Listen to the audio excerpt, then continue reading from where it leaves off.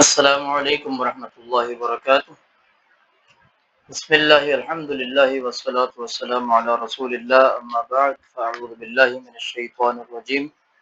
بسم اللہ الرحمن الرحیم۔ وَإِذِ اسْتَسْقَى مُوسَى لِقَوْمِهِ فَقُلْنَا اضْرِبْ بِعَصَاكَ الْحَجَرَ فَانفَجَرَتْ مِنْهُ اثْنَتَا عَشْرَةَ عَيْنًا قَدْ عَلِمَ كُلُّ أُنَاسٍ مَّشْرَبَهُمْ كُلُوا وَاشْرَبُوا مِن رِّزْقِ اللَّهِ وَلَا تَعْثَوْا فِي الْأَرْضِ مُفْسِدِينَ وَإِذْ قُلْتُمْ يَا مُوسَىٰ لَن نَّصْبِرَ عَلَىٰ طَعَامٍ وَاحِدٍ فَادْعُ لَنَا رَبَّكَ يُخْرِجْ لَنَا مِمَّا تُنبِتُ الْأَرْضُ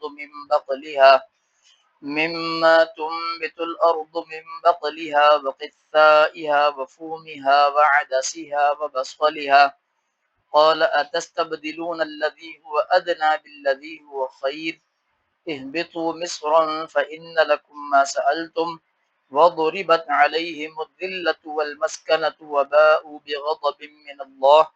ذَلِكَ بِأَنَّهُمْ كَانُوا يَكْفُرُونَ بِآيَاتِ اللَّهِ وَيَقْتُلُونَ النَّبِيِّينَ بِغَيْرِ الْحَقِّ ذَلِكَ بِمَا عَصَوْا وَكَانُوا يَعْتَدُونَ۔ الحمدللہ، ہماری آج کی تفسیر سورۃ البقرہ کی آیات نمبر 60 اور 61 سے متعلق ہے، اور ہماری یہ تفسیر کی کلاس نمبر 30 ہے۔ اس آج کی کلاس میں انشاءاللہ ہم اپنے گزشتہ موضوع سے متعلقہ ہی جو آیات اللہ تعالیٰ نے آگے نازل فرمائی ہیں اس کی تفسیر پڑھیں گے۔ جو آیات آپ کے سامنے تلاوت کی گئی ہیں ان کا لفظی ترجمہ اس طرح سے ہے: وَإِذْ، اور جب، استسقا، پانی مانگا، موسیٰ علیہ السلام نے، لقومہ، اپنی قوم کے لیے، فقلنا، تو کہا ہم نے، اضرب، مارو، بعصاک، اپنے عصا کو، الحجر، اس پتھر پر، فانفجرت، تو پھوٹ پڑے، منہ، اس پتھر سے، اثنتا عشرۃ، 12 عیناً، چشمے، قد،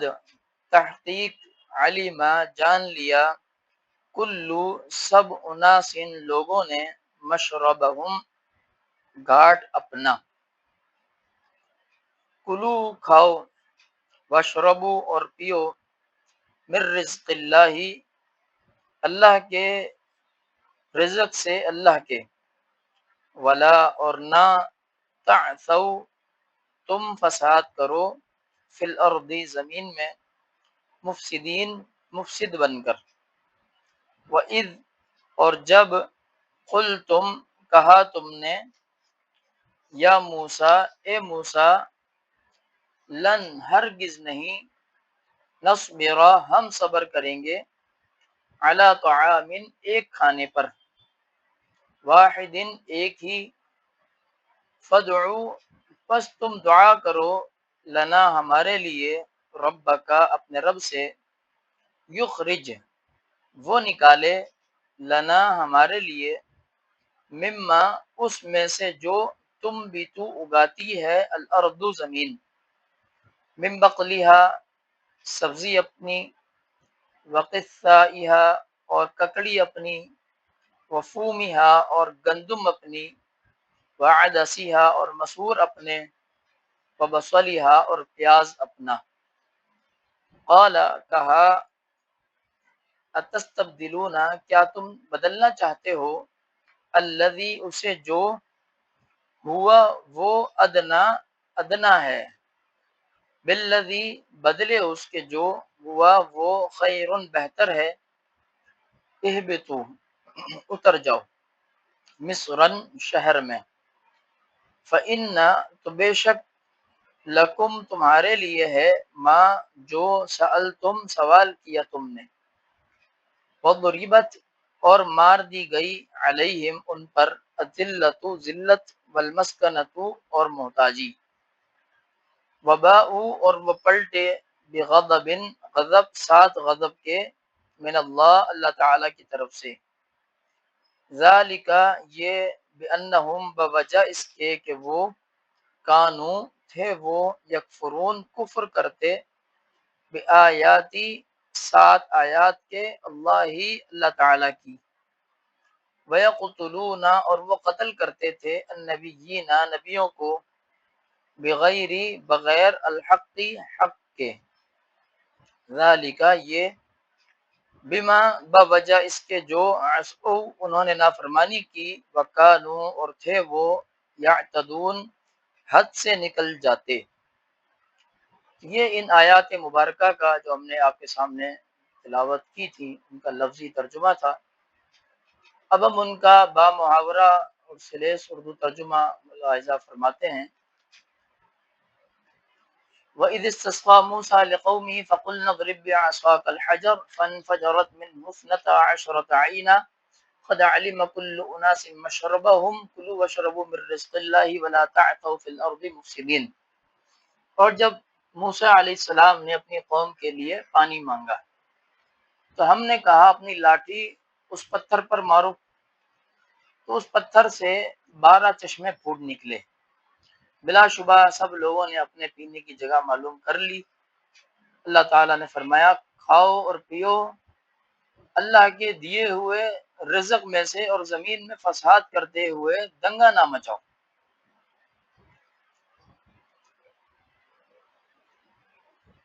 وَإِذْ قُلْتُمْ يَا مُوسَىٰ لَن نَّصْبِرَ عَلَىٰ طَعَامٍ وَاحِدٍ فَادْعُ لَنَا رَبَّكَ يُخْرِجْ لَنَا مِمَّا تُنبِتُ الْأَرْضُ مِن بَقْلِهَا وَقِثَّائِهَا وَفُومِهَا وَعَدَسِهَا وَبَصَلِهَا قَالَ أَتَسْتَبْدِلُونَ الَّذِي هُوَ أَدْنَىٰ بِالَّذِي هُوَ خَيْرٌ اهْبِطُوا مِصْرًا فَإِنَّ لَكُم مَّا سَأَلْتُمْ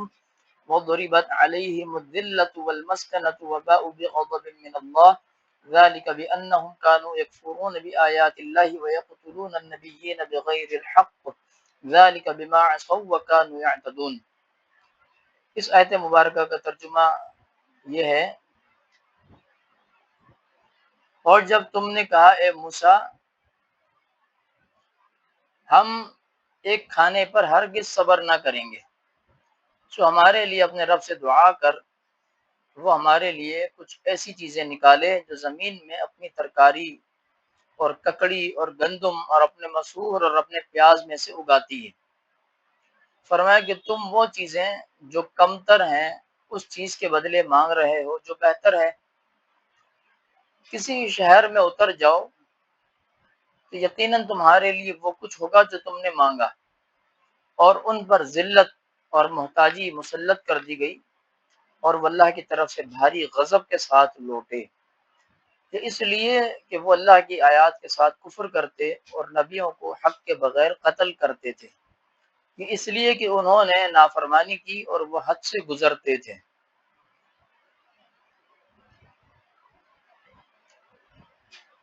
ان آیات مبارکہ میں جو نئے آنے والے ہمارے مشکل الفاظ ہیں ان کی وضاحت ہم یہاں کر دیتے ہیں۔ استسقا اس کا معنی ہے پانی طلب کرنا، اسی سے نماز استسقا بھی ہے۔ جیسے ہم بارش کے دنوں میں بارش جب نہیں ہوتی، قحط سالی ہو جاتی ہے، پانی کی ضرورت ہوتی ہے، تو اس وقت نماز استسقا پڑھی جاتی ہے۔ اللہ کے نبی علیہ السلام نے اس کا طریقہ بتایا ہے اور یہ سنت بھی ہے پڑھنا جب بارشیں رک جائیں اور قحط سالی ہونے لگے۔ خود اللہ کے نبی علیہ السلام نے بھی نماز استسقا پڑھی ہے اور یہ نماز کا ایک حصہ ہے، نماز کی ایک قسم ہے۔ یہ سنت بھی ہے اور اس پر عمل ہونا بھی چاہیے جب اس کی ضرورت ہو۔ تو استسقا پانی طلب کرنے کو کہتے ہیں۔ نماز استسقا یعنی نماز ایسی نماز جس کے ذریعے سے اللہ سے پانی طلب کیا جائے، یعنی بارش طلب کی جائے، اللہ تعالیٰ سے بارش طلب کرنا۔ تو موسیٰ علیہ السلام نے بھی اپنی قوم کے لیے اللہ تعالیٰ سے پانی طلب کیا، اسی لیے استسقا کا لفظ اللہ تعالیٰ نے یہاں ذکر فرمایا ہے۔ بعصا، عصا لاٹھی کو کہتے ہیں، چھڑی لاٹھی وغیرہ جیسے استعمال کی جاتی ہے ٹیک لگانے کے لیے یا چلنے کے لیے، بزرگ حضرات وغیرہ جسے استعمال کرتے ہیں، یا خطبہ حضرات، خطیب حضرات جو ہے ممبر پر چڑھ کر جو لاٹھی استعمال کرتے ہیں اس کو عصا کہتے ہیں۔ جناب موسیٰ علیہ السلام کی لاٹھی تھی اور اس کا ذکر قرآن مجید میں متعدد مرتبہ آیا ہے، اور اس کے ذریعے اللہ تعالیٰ نے ان سے مختلف کام لیے۔ اس سے پہلے سمندر کے حوالے سے بھی یہ بات آئی تھی کہ اللہ تعالیٰ نے حکم دیا فضرب بعصاک البحر، اپنے لاٹھی کو سمندر میں مارو، تو سمندر نے جب یہ لاٹھی سمندر کے اوپر لگی، سمندر نے اللہ کے حکم سے راستے کھول دیے۔ اسی طریقے سے جب یہ لاٹھی اللہ کے حکم سے چٹان پر پڑی یا اس پتھر پر پڑی جس سے چشمے پھوٹے تھے، تو اللہ کے حکم سے وہاں پر 12 چشمے پھوٹ گئے۔ الحجر پتھر، چٹان کو بھی کہا جاتا ہے، مراد وہ سخت پتھریلی چیز جو چٹان کی صورت میں بھی ہو سکتی ہے، وہ بڑا پتھر بھی ہو سکتا ہے، تو اس سے مراد وہاں پر وہ چٹان ہے جو جناب موسیٰ علیہ السلام نے جس پر لاٹھی ماری تھی، اور اللہ کے حکم سے یہاں پر 12 چشمے پھوٹ پڑے تھے تاکہ ہر قبیلہ اپنا چشمہ پینے کی جو جگہ ہے اس کو پہچان لے۔ فن فجرت، انفجار کہتے ہیں پھوٹنا، اچانک سے نمودار ہونا، جاری ہونا، بہنا، تیزی کے ساتھ کسی چیز کا بہنا،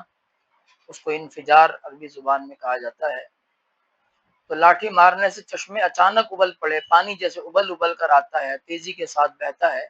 اور اچانک نکلتا ہے، اس کا ذکر اللہ تعالیٰ نے یہاں فرمایا ہے۔ عینن، پانی کا چشمہ، جہاں سے پانی نکلتا ہے پتھروں کے درمیان۔ پہاڑی علاقوں میں عموماً یہ چشمے جا بجا نظر آتے ہیں جو پتھروں سے بہہ رہے ہوتے ہیں۔ تو عینن، پانی کا بہتا ہوا چشمہ، پتھروں کے درمیان سے بہتا ہوا پانی کا چشمہ، اس کو عینن کہتے ہیں۔ مشربہم، مشرب پینے کی جگہ، ٹھکانہ، جہاں سے جو چیز حاصل کی جائے،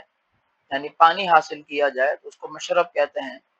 اسی طریقے سے علم کا بھی ایک مشرب ہوتا ہے کہ جہاں سے علم طالب علم حاصل کرتا ہے تو اس کا مشرب کہتے ہیں کہ یہ مشرب علم ہے، یہاں سے اس نے علم حاصل کیا ہے۔ تو علم کا بھی ایک مشرب ہوتا ہے اور پانی کا بھی ایک مشرب ہوتا ہے، اس جگہ کو کہتے ہیں، اس ٹھکانے کو کہتے ہیں جہاں سے وہ پانی حاصل کیا جائے۔ تو یہاں مشرب سے مراد وہ پتھر ہے یا وہ چٹان ہے جہاں سے پانی نکل رہا تھا، وہاں سے ہر قبیلے نے اپنے لیے پانی بھر لیا اور پانی پینا شروع کر دیا، تو وہ ان کا پتھر جو ہے وہ ان کا مشرب کہلایا۔ ولا تعثوا، یعنی فساد برپا نہ کرو۔ تعثوا کہتے ہیں پھیلانا، کسی چیز کو زمین میں عام کرنا، برپا کرنا، فساد برپا کرنا، کوئی چیز زمین میں افواہ پھیلانا، کوئی شر پھیلانا، برائی پھیلانا، تو اس سے انہیں روکا گیا کہ زمین میں فساد برپا کرتے نہ پھرو، بلکہ اصل چیز تو یہ ہے کہ اللہ کا شکر ادا کرو کہ اللہ تعالیٰ نے اتنی ساری نعمتیں تمہیں عطا کی ہیں، اس کی نافرمانیاں نہ کرو۔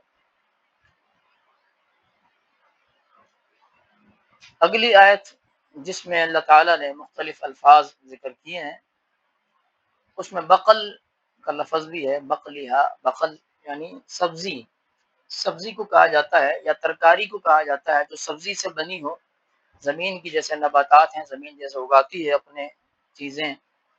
جن کی کھیتی باڑی کی جاتی ہے،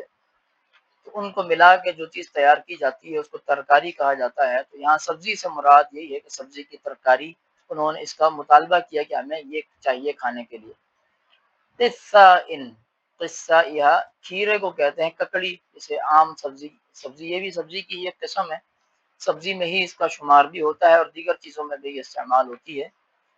تو ککڑی، کھیرا وغیرہ یہ بھی چونکہ زمین سے اگتا ہے۔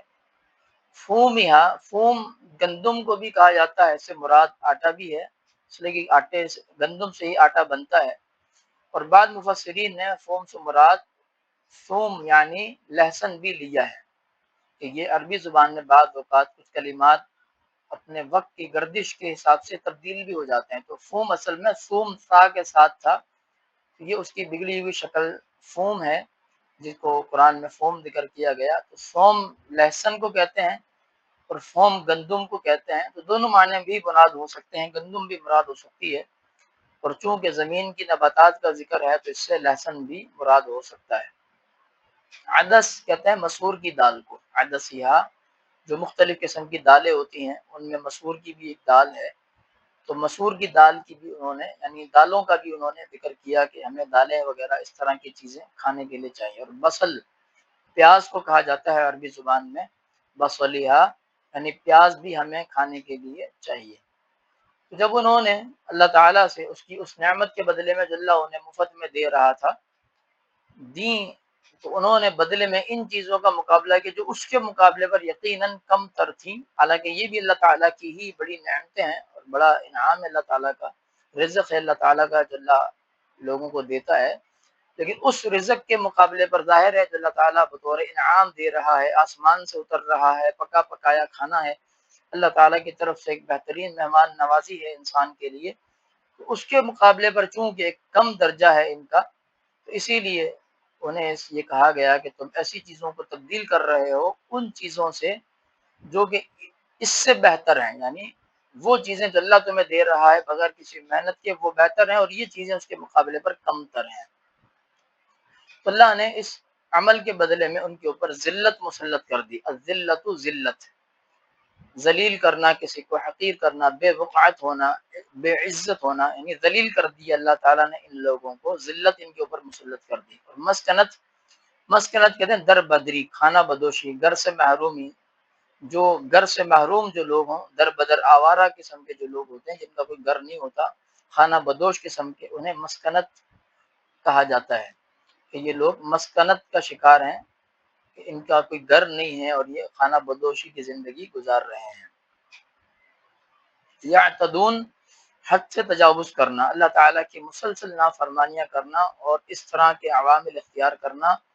کہ اللہ تعالیٰ غضبناک ہوتا رہے، اور مسلسل سرکشیاں اور بغاوتیں کرنا، حد سے تجاوز کرنا، ظلم و زیادتی کرنا، سرکشی کرنا، اللہ تعالیٰ کی حدود کو پامال کرنا، یہ ان کا خاص وتیرہ تھا جو بنی اسرائیل نے اپنے لیے بنا لیا تھا۔ ان آیات کا خلاصہ یہ ہے، آیت نمبر 60،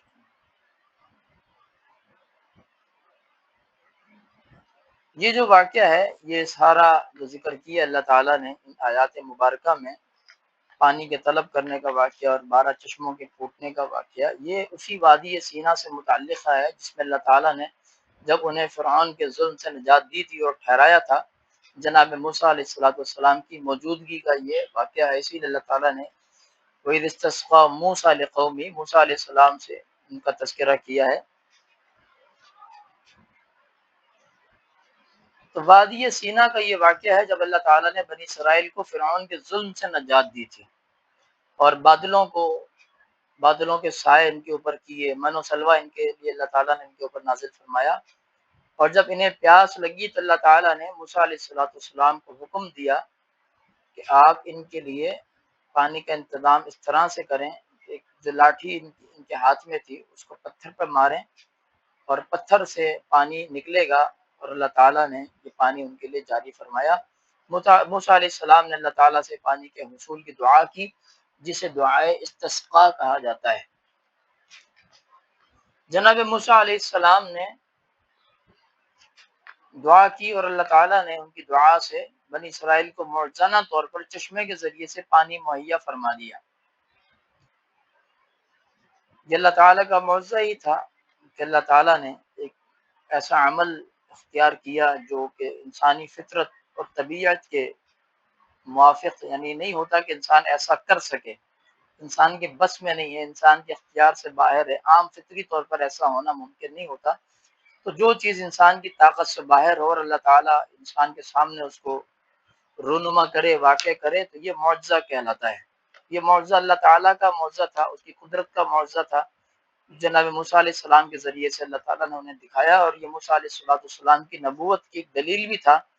کہ یہ نبی کا جیسے معجزہ اللہ تعالیٰ ہر نبی کو معجزے دیتا ہے، تو جناب موسیٰ علیہ السلام کو اللہ تعالیٰ نے یہ معجزہ دکھایا۔ اللہ کے حکم سے موسیٰ علیہ السلام کہ جس لاٹھی سے سمندر میں راستہ بنایا گیا تھا، اسی لاٹھی کو ایک چٹان پر مار کر اس سے قوم کے قبیلوں کی تعداد کے عین مطابق 12 چشمے نکال دیے گئے۔ قبیلے بھی چونکہ قوم کے 12 تھے، بنی اسرائیل 12 قبیلوں میں تقسیم تھے، تو اللہ تعالیٰ نے ان قبیلوں کی عین تعداد کے مطابق جو کہ 12 تھی اتنے ہی چشمے نکالے۔ یہ بھی اللہ تعالیٰ کی بڑی حکمت ہے۔ چشمے پھوٹنے کے بعد ہر قبیلے نے اپنا مشرب یعنی پانی پینے کی جگہ کو پہچان لیا اور وہاں سے پانی پینے لگے۔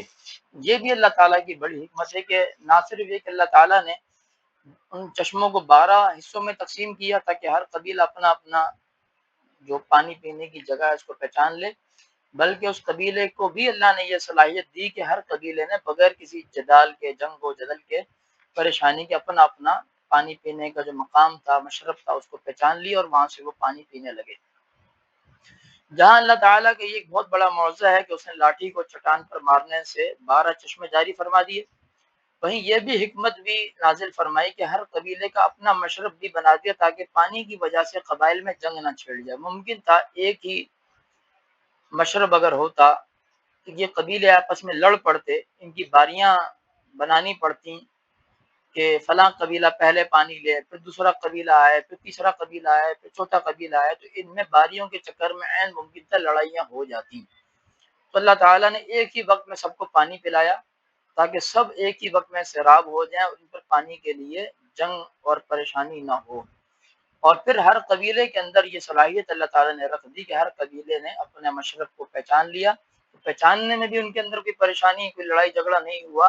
اور ہر قبیلے کو چونکہ اپنا چشمہ الگ سے مل گیا تو انہیں دوسرے کے چشمے کے اوپر نظر ڈالنے کی بھی کوئی ضرورت پیش نہ آئی۔ تو یہ بھی ایک بہت بڑی حکمت تھی اللہ تعالیٰ کی کہ اللہ تعالیٰ کتنا بڑا حکیم ہے۔ اس سے ہمیں اندازہ ہوتا ہے اللہ تعالیٰ کی قدرت کا اور اس کے کمالات کا۔ بدلے میں بنی اسرائیل پر یہ لازم تھا کہ وہ ان معجزات کو اپنی آنکھوں سے دیکھنے کے بعد اللہ کا بہت زیادہ شکر ادا کرتے، شکر گزار بندے بن کر رہتے، بلکہ اس پوری کائنات میں جتنے معجزے بنی اسرائیل نے اپنی آنکھوں سے دیکھے ہیں شاید ہی کسی قوم نے دیکھے ہوں۔ اتنے معجزے اللہ تعالیٰ نے بڑے بڑے ان کو دکھائے، اس کے باوجود کہ وہ اتنے معجزات دیکھنے والے تھے، لیکن بجائے اس کے کہ وہ اللہ تعالیٰ کی شکر گزار بندے بنتے، انہوں نے الٹا اتنا ہی زیادہ ناشکری اور بغاوت کے راستے اختیار کیے۔ جتنا زیادہ اللہ تعالیٰ ان پر انعام فرماتا جا رہا تھا، اتنے ہی زیادہ وہ اللہ کے ناشکرے اور باغی اور نافرمان بنتے ہی چلے جا رہے تھے۔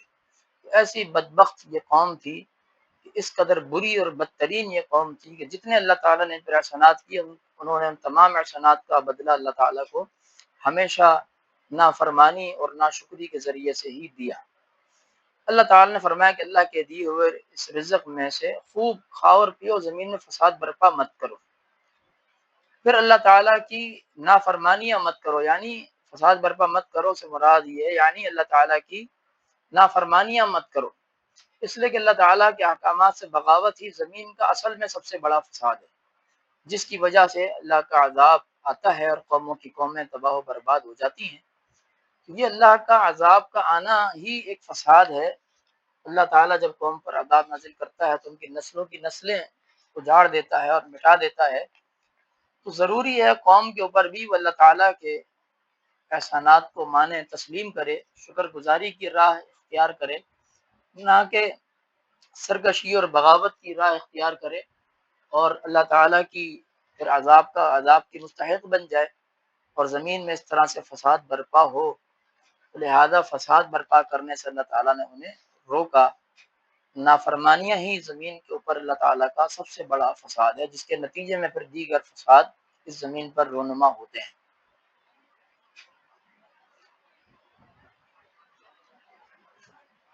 آیت نمبر 61 میں اللہ تعالیٰ نے بنی اسرائیل کو ان کی بدترین احسان فراموشی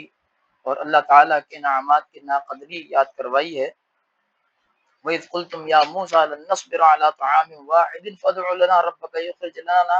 يُخْرِجْ لَنَا مِمَّا تُنبِتُ الْأَرْضُ مِن بَقْلِهَا وَقِثَّائِهَا وَفُومِهَا وَعَدَسِهَا وَبَصَلِهَا۔ نہیں، اللہ تعالیٰ نے ان کے اوپر اتنا بڑا انعام کیا، آسمان سے پکے پکائے کھانے انہیں عطا فرمائے من و سلوہ کی صورت میں، جس کا ذکر ہم گزشتہ آیات میں کر چکے ہیں اور ہم نے یہ سب کچھ پڑھ لیا ہے الحمدللہ۔ اتنا بڑا احسان ہے اللہ تعالیٰ کا، آسمان سے تیار پکے ہوئے کھانے اللہ تعالیٰ انہیں دے رہا ہے، بادلوں کا سایہ ان کے اوپر موجود ہے، پانی مانگا پانی اللہ تعالیٰ نے انہیں عطا فرما دیا، سب کچھ اللہ ان کی مرضی کے مطابق انہیں عطا کرتا جا رہا ہے۔ لیکن ناشکری کی انتہا یہ ہے کہ انہیں اللہ کی دی ہوئی یہ نعمتیں گوارا نہیں ہیں، بلکہ یہ اس سے کم تر نعمتوں کا مطالبہ کر رہے ہیں اللہ تعالیٰ سے۔ تو جب اللہ تعالیٰ نے ان کی یہ چیز دیکھی تو اللہ نے پھر ان کے اوپر اپنے انعامات کے بدلے میں اپنے عذاب مسلط کرنا شروع کر دیے۔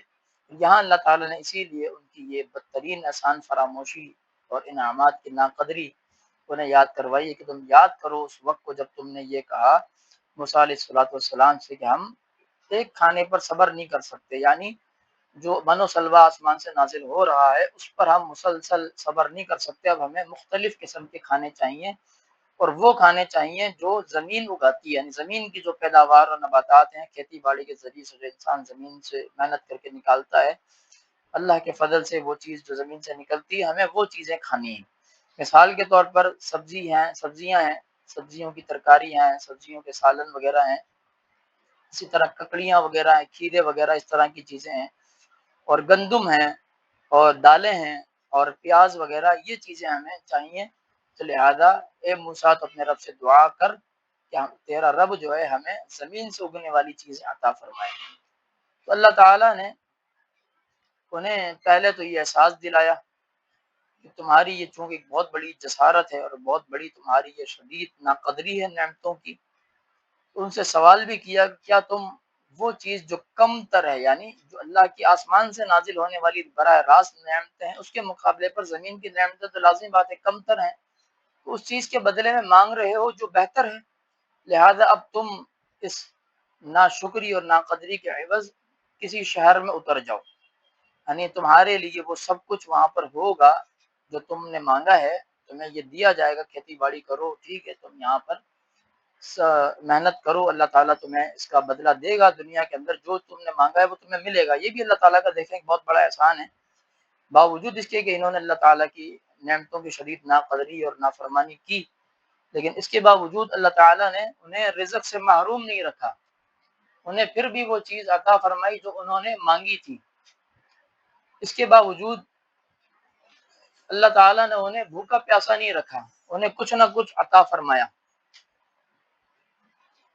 کہ کھانے پینے کے لیے کم از کم ان کے پاس ان کی مانگی ہوئی چیزیں موجود رہے۔ چاہتا تو اللہ تعالیٰ انہیں فاقوں سے مار دیتا، پیاس سے مار دیتا، بھوک سے مار دیتا، لیکن اللہ تعالیٰ نے انہیں کسی بھی چیز سے نہیں مارا، بلکہ انہیں عزت کے ساتھ شہر میں رہنے کے لیے جگہ دی اور کھانے پینے کے لیے ان کے منہ مانگی چیزیں بھی انہیں عطا فرمائی۔ لیکن چونکہ انہوں نے ایک ناشکری کی تھی تو بدلے میں اللہ تعالیٰ نے ان پر اپنا غضب بھی نازل فرمایا، اور ذلت اور مسکنت بھی ان کے اوپر اللہ نے مسلط کر دی۔ اللہ تعالیٰ نے بنی اسرائیل کو وہ چیز تو عطا فرما دی جو انہوں نے مانگی تھی، لیکن ساتھ ہی انہیں ایک طویل مدت تک ایسے شہر میں بھٹکنے اور ذلیل و خوار ہونے کے لیے بھی ان کو چھوڑ دیا، اور اپنا غضب بھی ان کے اوپر مسلط فرما دیا۔ یہ ان کے لیے اضافی سزا تھی، جو نعمتوں کے ساتھ ساتھ انہیں یہ چیز بھی ملی۔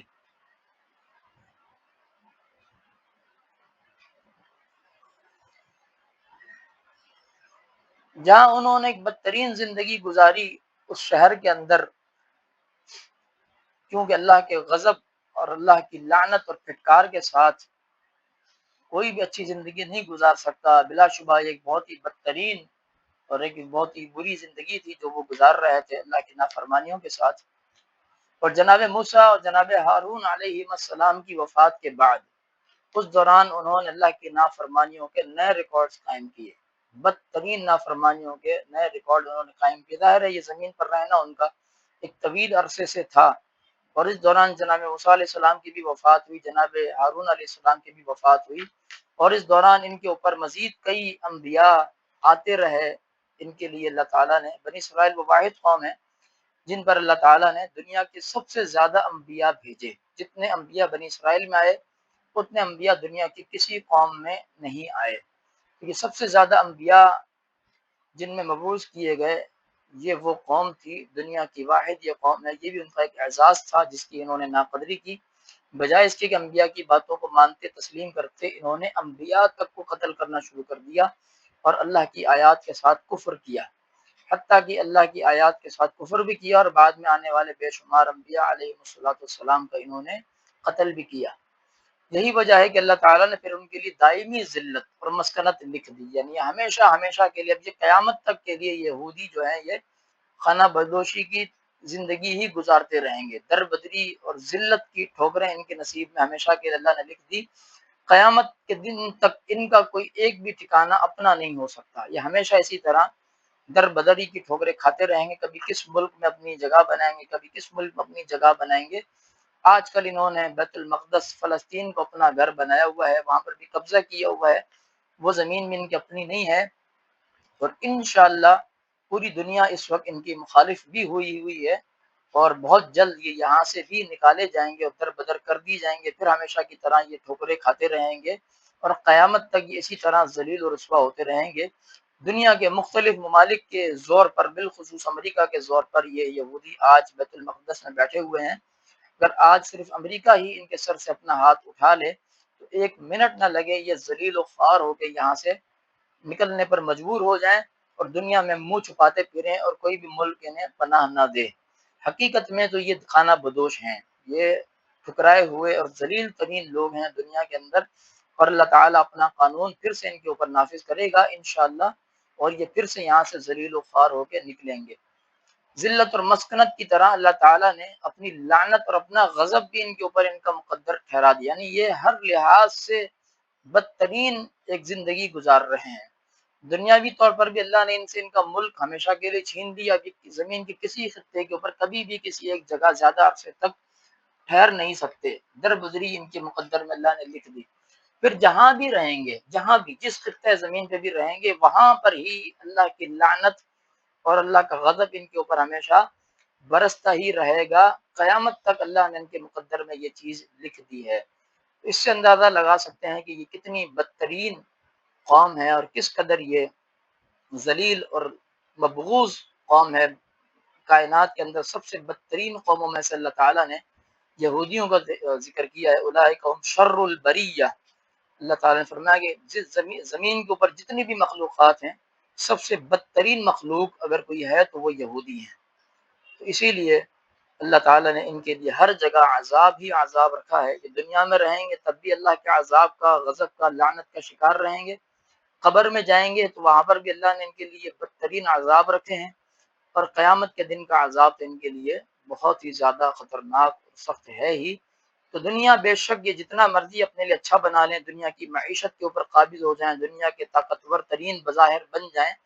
لیکن حقیقت میں اللہ کی نظر میں یہ لعنت اور غضب کے ہی مستحق ہیں، اور ان کی طاقتیں بھی عارضی ہیں، کبھی بھی مستقل طاقتور یہ نہیں بن سکتے۔ ہر دور میں یہ ذلیل ہوں گے، خوار ہوں گے، اور پھر سے یہ در بدر کی ٹھوکریں کھائیں گے، اور انشاءاللہ بہت جلد یہ وقت ان کے اوپر پھر سے آنے والا ہے اور اللہ تعالیٰ اپنا وعدہ پورا کرے گا۔ یہ ہماری آج کی تفسیر تھی جس میں ہم نے سورۃ البقرہ کی تفسیر آیت نمبر 60 اور 61 کا مطالعہ کیا ہے۔ اللہ تعالیٰ ہمیں سمجھنے کی، عمل کرنے کی توفیق عطا فرمائے۔ سبحان ربک رب العزت عما یصفون وسلام علی المرسلین والحمد للہ رب العالمین۔